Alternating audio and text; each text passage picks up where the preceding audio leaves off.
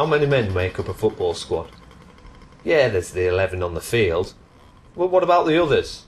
All the support staff, someone to plan the fixtures, someone to drive the team bus, someone to manage the books, someone to clean the kits after every game, and not forgetting someone to slice the oranges at half time. Oh yeah, and then there's the manager. Harry Connor, he was a manager.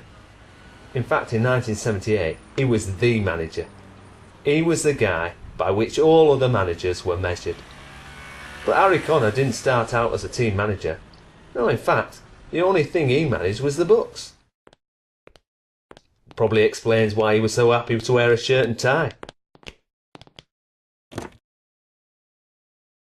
What's up, Harry? Bit late to still be in the office. Sorry for disturbing you, Mr. Turnbull. There's no easy way to say this. It's the accounts, isn't it? The situation is serious, worse than I expected. We can pay the wages for next week, then that's it. There's nothing left. Good job I've already prepared the board for this then. There is a plan, you know.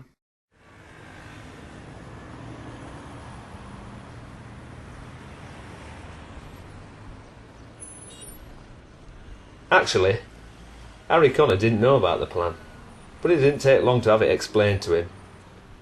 It involved scaling back the non-playing staff to the bare essentials. Oh, and as well as being the team accountant, Harry was to double as the manager. An accountant managing a football team. Like the man said, the situation was serious. Oh yeah, and I was appointed assistant coach. Of course, I still had to slice the oranges at half time.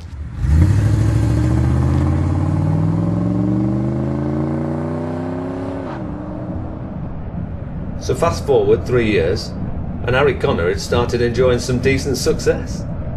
Well, by success, what I mean is Chapelside FC was still in the black, and they had a full squad, and they hadn't been relegated.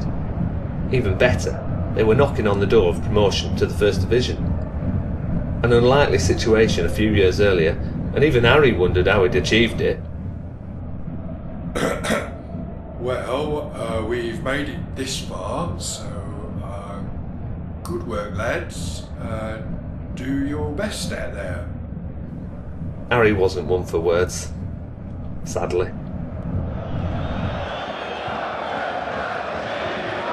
Okay, let's go.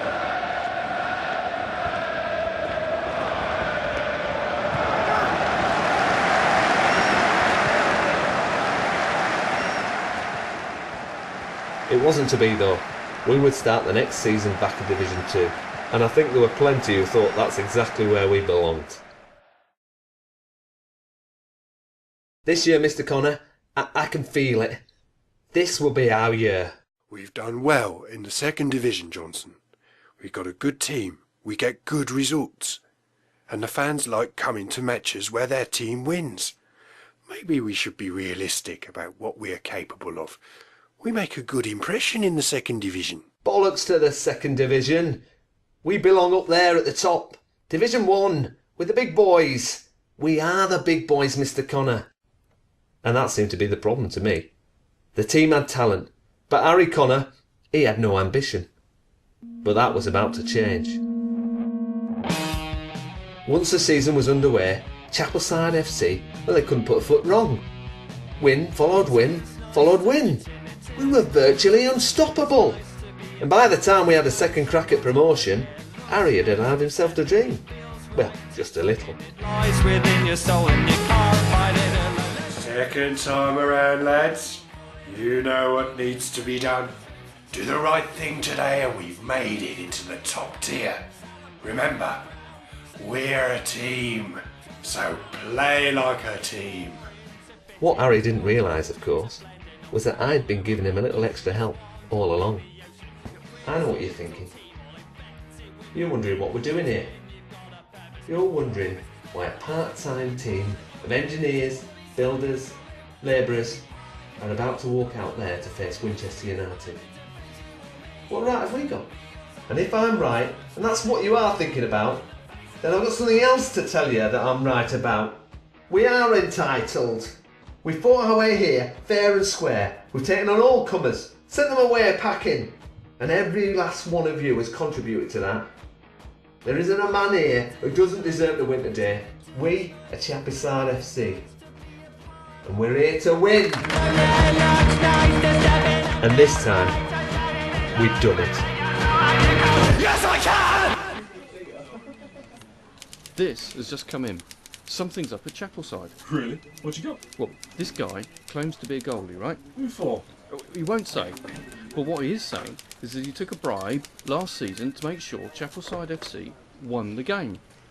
Seems the guilt is consuming him. He should save it for his priest. He reckons he knows of at least one ref who's helped Chapelside along the way too.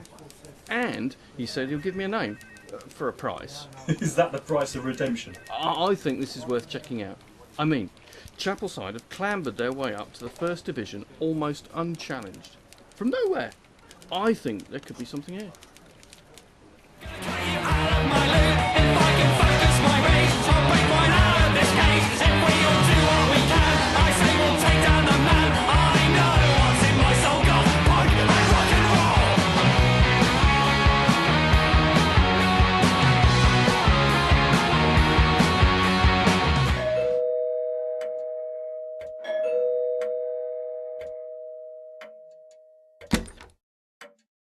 Harry Connor, Yes, officer. I think I know what this is about. would you mind accompanying us to the station, sir? Just let me get my things. So, we never actually made it to the first division after all. Once the police took an interest, it was over.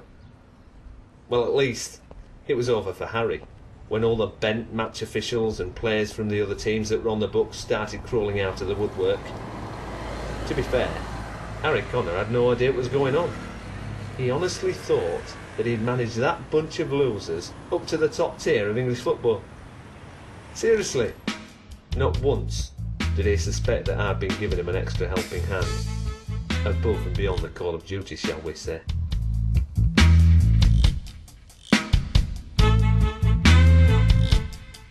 So once your headlines hit, I didn't hang about. Packed a bag, jumped on the first plane to Costa Blanca. Oh, I was okay for money and everything, although your little donation is always very welcome. Another margarita?